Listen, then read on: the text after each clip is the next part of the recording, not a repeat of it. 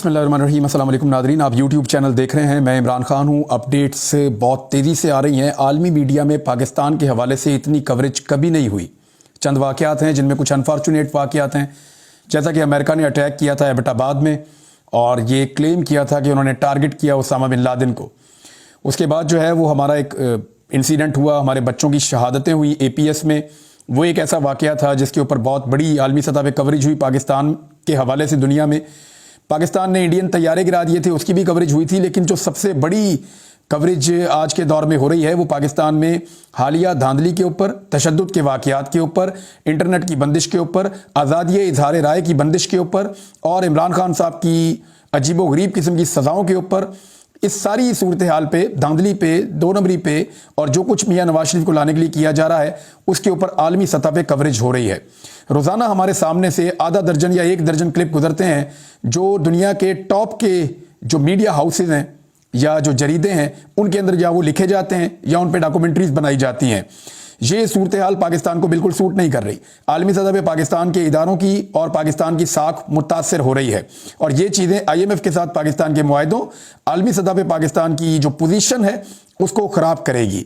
पाकिस्तान को एक जमहूरी मुल्क पाकिस्तान अपने आप को करार देता है और पाकिस्तान में जमहूरियत के दावे किए जाते हैं, लेकिन जमहूरियत के साथ जो खिलवाड़ हो रहा है गुज़िश्ता पौने 2 साल से वो आप सबके सामने है। पाकिस्तान का जो सबसे हसास सूबा है बलूचिस्तान, इस वक्त उसकी सूरत हाल क्या है मैं आपको थोड़ी इसकी मंजरकशी कर देता हूँ। मेरी वहाँ पे 3 मुख्तलिफ सहाफ़ियों से बात हुई है, ज़रूरत पड़ी तो मैं उनके नाम भी आपको बता सकता हूँ। बलूचिस्तान में इस वक्त हड़तालें और धरने हो रहे हैं। जो बड़ी बड़ी शाहराएँ हैं बलूचिस्तान में, जो बलूचिस्तान के मुख्तलिफ इलाकों में दाखिल होती हैं, चमर कोयटा शाहरा है, एक कराची कोयटा शाहरा है, एक लोरालाई वाला रास्ता है बड़ा, और दीगर कुछ और बड़ी बड़ी शाहराएँ हैं, वो बंद हो गई हैं। सिब्बी से आने वाले रास्ते जो हैं वहाँ पे भी एक धरना दिया गया है और वहाँ पे शाहराएँ बंद की गई हैं। ये सब कुछ हो रहा है धांधली के खिलाफ। पाकिस्तान तहरीक इंसाफ के उम्मीदवारों के ये दावे हैं कि उन्होंने सीटें जीती हैं और उनकी जीती हुई सीटें दूसरे लोगों को दिलवा दी गई हैं और वो धांधली से दिलवाई गई हैं। अच्छा, ये सिर्फ पाकिस्तान तहरीक इंसाफ के लोग नहीं कह रहे, बल्कि वो सरदार मकामी कह रहे हैं जिन्होंने हार तस्लीम कर ली है गैरतमंदी का मुजाहरा करते हुए। यानी महमूद खान अचकजई साहब ने कहा कि मैं तो इलेक्शन हारा हूं लेकिन PTI जीती है। ये जिनको दी जा रही हैं सीटें उन बंदों की तो वर्थ ही कोई नहीं है। PMLN को, पीपल्स पार्टी को वो दी जा रही हैं। साथ ही जो है वो रईसानी साहब ने भी इसी तरह की मिलती जुलती बात की। कुछ और सरदार भी ऐसी बातें कर रहे हैं। तो सलार खान जो है उसने कोयटा सिटी के अंदर से सीट जीती है और बड़ी कामयाबी उसने हासिल की है, लेकिन उसकी नशिस्त छीन कर जो है वो एक ऐसे उम्मीदवार को दे दी गई जिसको चौथे या 5वें नंबर पे वोट पड़े हैं। और सलार खान के मुकाबले में आने वाले तमाम लोग ये कह रहे हैं कि ये तो बंदा हमसे भी कम वोट लेकर गया था, सलार खान की ये जीत है। वो मामला इस वक्त कटाई का शिकार है, वहां पे एहतजाज हो रहा है और बलूचिस्तान में जगह जगह एहतजाज हो रहे हैं। 16 की 16 नशिस्तों के ऊपर रोला पड़ा हुआ है इस वक्त जो बलूचिस्तान में इलेक्शन हुआ है। PTI कोयटा से एक सीट निकाली है आदिल बाज़ई ने। ये पहले पाकिस्तान तहरीक इंसाफ को एक दफा छोड़ भी गया था, वहां के वज़ीर आला का एडवाइजर भी बन गया था। बिल्कुल नौजवान है और इसने एक वीडियो पैगाम जारी किया था कल कि मेरा ताल्लुक PTI से है, कोई अफवाहों में सदाकत नहीं है, मैं PTI को नहीं छोड़ रहा। फिर कुछ अफवाहें ऐसी आई, कुछ खबरें ऐसी पता चली कि कल शायद कोई रात को रेड हुई है और उसके बाद से अब तक आदिल बाज़ई से रब्ता नहीं हो रहा। पाकिस्तान तहरीक इंसाफ के कुछ लोग ये क्लेम कर रहे हैं कि आदिल बाज़ई अचानक बाजियाब हो सकता है बिलावल हाउस से या रावेंड से और इसकी सीट किसी और को दिलवाने की कोशिश की जा रही है और इसके घर के ऊपर छापा भी मारा गया है। मुबैना तौर पे ये चीज़ें सामने आ रही हैं। तो इस तरह से अगर हुकूमत नवाज शरीफ की बनानी है तो पूरे दुनिया के अंदर पाकिस्तान की बदनामी होती चली जाएगी, होती चली जाएगी। सिब्बी से जो नौजवान कामयाब हुआ सद्दाम, वो जीत का दावेदार है और वो ये कह रहा है बहुत बड़े पैमाने पर वोट उसको पड़े हैं, वो ये इलेक्शन जीत गया है, लेकिन ये सीट दे दी गई एक ऐसे शख्स को। ये एक्चुअली शादेन बुगटी वाली सीट है और ये सीट एक ऐसे शख्स को दे दी गई जो बहुत नीचे था, यानी जिसको वोट बहुत कम पड़े हैं। मियां खान बुगटी, इस बंदे को ये सीट दी गई। अब इसकी एक वीडियो निकल आई है। यानी मियां खान बुगटी वो आदमी है, कुछ अर्सा पहले की जो न्यूज़ स्टोरी है या जो TV चैनल की कवरेजेस हैं उनके मुताबिक मियां खान बुगटी एक सरगना था गाड़ियां चोरी करने के एक गैंग का। इसके ऊपर मुतअद्दिद FIRs हैं और इसका बहुत बड़ा क्रिमिनल रिकॉर्ड है।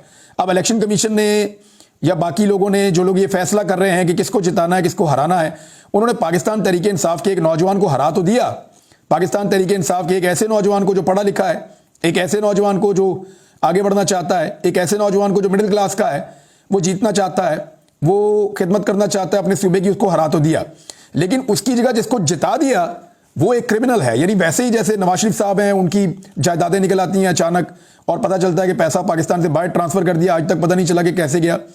जैसे जाली अकाउंट्स का केस है शहबाज शरीफ का, जरदारी साहब का। तो जैसे बड़े बड़े क्रिमिनल्स को नवाजा जाता है, मुबैना क्रिमिनल्स को, इसी तरह इस क्रिमिनल को भी नवाजा गया है। मियां खान बुगटी, इसकी वीडियो बाकायदा मौजूद है सोशल मीडिया के ऊपर, हर कोई इसको शेयर कर रहा है। मैंने भी अपने ट्विटर पे अब शेयर कर दी है, आप उसको जाकर देख सकते हैं। इसको वहां से जितवाया गया है। पशीन के अंदर जहूर आगा ये फजलुर रहमान से जीता है, इसका ये क्लेम है, और फजलुर रहमान को पशीन वाली सीट दी गई है। हालांकि पशीन में फजलुर रहमान साहब की फॉलोइंग है। देखिए, जमीयत उलमा इस्लाम वहां पे तगड़ी है, लेकिन शेरानी ग्रुप की भी वहां पे मौजूदगी है, जिनका इमरान खान साहब के साथ इत्तेहाद था। तो ऐसी सूरत में पशीन की सीट इस मरतबा फजलुर रहमान साहब के लिए उतनी आसान नहीं थी, बड़ा टफ था मामला। अब जहूर आगा का ये कहना है कि उसके पास पूरा रिकॉर्ड है, सबूत हैं कि उसने फजलुर रहमान को शिकस्त दी है, लेकिन सारा का सारा निजाम मिलकर फजलुर रहमान को ये सीट दिलवाना चाहता है। तो लोरालाई के अंदर भी इसी तरह का पड्डा है, फिर इसी तरह जो बारखान है वहां पे भी इसी तरह की लड़ाई है। तो पूरे बलूचिस्तान के अंदर एक तरह से कारोबारी जिंदगी बंद है, बड़ी बड़ी शाहराएं बंद हैं और इस वक्त एहतजाज हो रहा है। तो इसके ऊपर जो है वो पाकिस्तान के ताकतवर हलकों को और रियासत पाकिस्तान को सोचना चाहिए और देखना चाहिए कि अगर नौजवान और मिडिल क्लास के लोग इलेक्शन लड़ रहे हैं। देखिए, इससे पहले तो हमेशा ये कहा जाता था कि बलोच सरदार ही बलूचिस्तान को बनने देते, हमेशा कहा जाता था बलूचिस्तान के लोग ही चोर हैं, चोरों को वहां मुंतखब कर लिया जाता है, सरदार आ जाते हैं इलेक्शन जीत के, वो वहां के बच्चों की किस्मत बनने ही नहीं देते। अब पहली मरतबा अगर वहां पे नौजवानों ने इलेक्शन लड़ा है तो रियासती इदारे क्यों उन नौजवानों का रास्ता रोक रहे हैं? स्पेशली इलेक्शन कमीशन को होश के नाखून लेने चाहिए और जीत के नोटिफिकेशन जारी करने चाहिए उन नौजवानों के जिनको लोगों ने वोट डाले हैं। तो ये जी बलूचिस्तान की सूरत हाल है और क्लेम तो ये किया जा रहा है कि कम से कम 5 सीटें पाकिस्तान तहरीक इंसाफ, 4 से 5 सीटें वहां से बलूचिस्तान से जीती है। पीपल्स पार्टी भी जीती है, बाकी जमातें भी जीती हैं। तो अभी बलूचिस्तान के मामला चल रहे हैं, ये कोर्ट के अंदर भी जाएंगे, लेकिन जितनी बड़ी जमातें हैं बलूचिस्तान की, उन सब ने कहा है कि ये इस तरह से तो इलेक्शन पहले नहीं हुए जिस तरह इलेक्शन इस मरतबा किए गए हैं। एक और बड़ी खबर है, और ये बहुत बड़ी खबर है, इमरान खान ने वज़ीर आला खैबर पख्तूनख्वा के लिए अली अमीन गंडापुर को नामजद कर दिया है।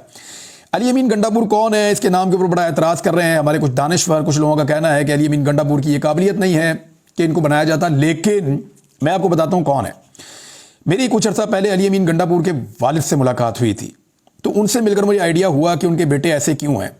उनके 3 बेटे हैं और एक कैप्टन साहब हैं, एक फैसल गंडापुर हैं और एक अली अमीन गंडापुर हैं। उमर, कैप्टन उमर हैं और ये 3 बेटे हैं उनके।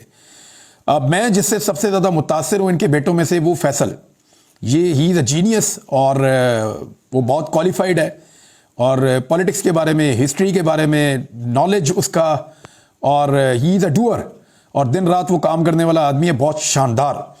अली अमीन गंडापुर जो है वो बड़ा क्विक लर्नर है और बहुत मजबूत शख्सियत का आदमी है।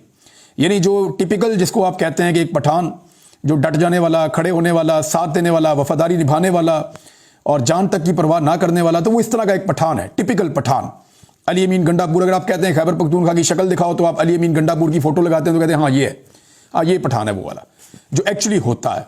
जैसे आपको वज़ीरिस्तान में मिलते हैं, जैसे आपको मिलते हैं, यानी वो एक उसका ऑरा इस तरह का है जैसे वो नॉर्मली होते हैं। तो अब अली अमीन गंडापुर के बनने के ऊपर जो लोग एतराज़ कर रहे हैं, ज़रा थोड़ी सी चीज़ें मैं उनके सामने रखता हूँ। इन लोगों को जब इमरान खान साहब का मैंडेट किसी और को दिया जा रहा है तो उस पर इनको कोई एतराज़ नहीं है। डकैती हो रही है मैंडेट के ऊपर, अवामी वोटों के ऊपर डकैती की जा रही है, वोट को इज्जत देने वाले जो हैं वोट को लूट रहे हैं, इनको एतराज़ नहीं हो रहा। निगरान हुकूमतों के अंदर कैसे कैसे नगीने शामिल किए गए और ऐसे ऐसे लोग जिन्होंने रोज़ाना नए नए लतीफ़े सुनाए, इनको कोई एतराज़ नहीं हो रहा। चादर और चार दीवारी का तकद्दुस बारहा पामाल किया गया, इनको कोई एतराज़ नहीं हो रहा, ये खामोश। उस्मान बुज़दार जब तक इमरान खान का वज़ीर आला था तब तक सारी दुनिया उसकी दुश्मन थी। जिस दिन से उसने इमरान खान को छोड़ा है, मुझे कोई एक कवरेज निकाल कर दिखाएं इन सारे दानिश्वरों की जो इन्होंने की है उसके खिलाफ, नहीं करेंगे, क्योंकि दुश्मनी इमरान खान से थी, उस्मान बुज़दार की करप्शन पे कोई इनका इंटरेस्ट नहीं था। परवेज खटक वो भी बिल्कुल पाक साफ हो गए। जब तक वो इमरान खान के साथ थे उनको कहा जाता था कि मालम जब्बा खा गए, ये खा गए, वो खा गए, अब कोई नाम ही नहीं लेता, अब कोई केस ही नहीं उनके ऊपर। अलीम खान और जहांगीर तरीन के बारे में ये लोग कहते थे सबसे बड़ा कब्जा ग्रुप और सबसे बड़ा डाकू। अब वो दोनों जो हैं बहुत पाकीज़ा हस्तियां हैं और उनकी ये लोग तारीफें करते हैं और तारीफें करते हुए थकते भी नहीं हैं। परवेज़ इलाही नून लीग में आ जाए तो दूध का धुला है, इमरान खान के साथ चला जाए तो फिर सबसे बड़ा डाकू है। ये एक दोहरा म्यार है इन दानिश्वरों का। और एक ऐसे शख्स को यानी इमरान खान साहब जिसकी पार्टी को तोड़ दिया गया, 2 नई पार्टियां उसके अंदर से बना दी गई, फिर खरीदो फरोख्त अभी तक जारी है, उसके बंदे उठाए जा रहे हैं, उनकी जो है वफादारी तब्दील की जा रही है। एक ऐसे शख्स को आप ये तवक्को कर रहे हैं कि वो पाकिस्तान के मीडिया से या पाकिस्तान के इदारों से या पाकिस्तान के बाकी सियासी जमातों से मुशावरत करने के बाद वो अपना एक ऐसा कमज़ोर सा वज़ीर आला खैबर पख्तूनख्वा दे जो थोड़े अरसे के अंदर ये एक्सपोज हो जाए और किसी और के इशारों पे नाचना शुरू हो जाए, तो इमरान खान से तो ये एक्सपेक्ट ना किया जाए। क्योंकि जिस सिचुएशन से वो आदमी गुजर रहा है उसको एक बहुत मजबूत आदमी की ज़रूरत है जो उसका वफादार रहे, ऐसे आदमी की ज़रूरत है जो उसके साथ खड़ा रहे, ऐसे आदमी की ज़रूरत है जो उसकी अमानत, क्योंकि ये इमरान खान की अमानत है खैबर पख्तूनख्वा की वज़ारत आला। अगर उनका वफाक में वज़ीर आज़म बनता है तो वो भी इनकी अमानत है, अगर उनका बनता है पंजाब के अंदर वज़ीर आला तो वो भी इमरान खान की अमानत है। लोगों ने वोट इमरान खान को दिए हैं, बाकी किसी को नहीं दिए। ये लोग तो बेचारे अपने जलसों में भी नहीं जा सके। तो मामला यह है कि इमरान खान ने मजबूत आदमी को देना था, किसी से मशवरा लेने की जरूरत नहीं है। मेरे ख्याल में अली अमीन गंडापुर, अगर नॉर्मल हालात होते तो इसको डिस्कस किया जा सकता था कि अली अमीन गंडापुर हैं या नहीं है, होना चाहिए या नहीं होना चाहिए। देखो क्वालिफाइड आदमी है, ऐसा नहीं है कि यानी आप बहुत सारे लोगों से कंपैरिजन करें तो उसकी एजुकेशन का लेवल ठीक है, लेकिन उसका एक स्ट्रक्चर ऐसा है उस आदमी का, उसका दिखावा ऐसा है और उसका उठना बैठना इस तरीके का है, उसका चीज़ों को डील करने का अंदाज इस तरीके का है, वो दबंग किस्म का अंदाज है, तो लोग उनको किसी और नज़र से देखते हैं। लेकिन उसका जो पूरा प्रोफाइल है उसको पढ़ें, आपकी काफ़ी तसल्ली हो जाएगी। ये नॉर्मल हालात नहीं हैं, ये ऐसा लगता है कि जंगी नौयत के हालात पाकिस्तान में बना दिए गए हैं एक सियासी जमात के लिए ख़ास तौर पे। तो उस सियासी जमात के लीडर से आप तवक्को करते हैं कि वो नॉर्मल फैसले करेगा, तो वो कर नहीं पाएगा। उसको बहुत मजबूत आदमी की ज़रूरत थी और ऐसा आदमी जिसे खरीदा ना जा सके, ऐसा आदमी जिसे धमकाया ना जा सके, ऐसा आदमी जिसे मजबूर ना किया जा सके। तो अभी तक तो अली अमीन गंडापुर ने साबित किया है कि वो इतनी जल्दी काबू आने वाला नहीं है। लिहाजा इमरान खान साहब की चॉइस है, ये उनकी मर्जी थी, अगर वो लाना चाहें तो वो उनको ला सकते हैं और पाकिस्तान तहरीक इंसाफ इस चॉइस को पसंद कर रही है। पाकिस्तान पीपल्स पार्टी बार बार ये कह रही है जनाब पंजाब में धांधली हो रही, पंजाब में धांधली हो रही, हमें जी मैंडेट का एहतराम करना चाहिए। वो मैंडेट का एहतराम करना है तो जाके मुल्तान में करो, जहां पे गिलानियों को जिताने के लिए वोटों को मुस्तरद किया गया और इतने बड़े पैमाने पर मुस्तरद किया गया कि जीत के मार्जिन से दुगने वोट जो हैं वो मुस्तरद हुए हैं वहां पे। तो अगर गिलानियों को इस तरह जिताया गया धांधली करके, तो इस पर भी बात करें।